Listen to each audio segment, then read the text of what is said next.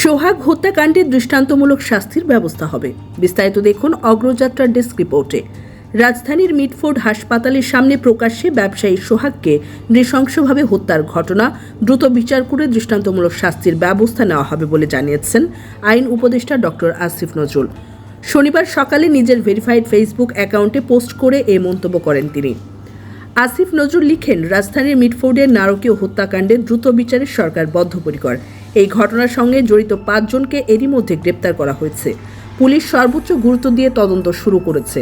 পাশবিক এই হত্যাকাণ্ডে দ্রুত বিচার করে দৃষ্টান্তমূলক শাস্তির ব্যবস্থা নেওয়া হবে উল্লেখ করে উপদেষ্টা আরও লিখেন, দায়ীদের বিরুদ্ধে মামলা দ্রুত বিচার ট্রাইব্যুনালে স্থানান্তর করা হবে।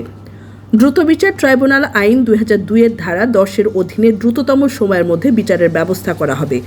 গত 9 জুলাই সন্ধ্যা 6টার দিকে মিটফোর্ড হাসপাতালের 3 নম্বর গেট সংলগ্ন রজনী ঘোষ লেনে সোহাগকে কুপিয়ে এবং মাথায় বড় পাথর দিয়ে আঘাত করে হত্যা করা হয়। ঘটনার একটি ভিডিও সামাজিক যোগাযোগ মাধ্যমে ছড়িয়ে পড়লে তীব্র প্রতিক্রিয়া দেখা দেয় নেটিজেনদের মাঝে।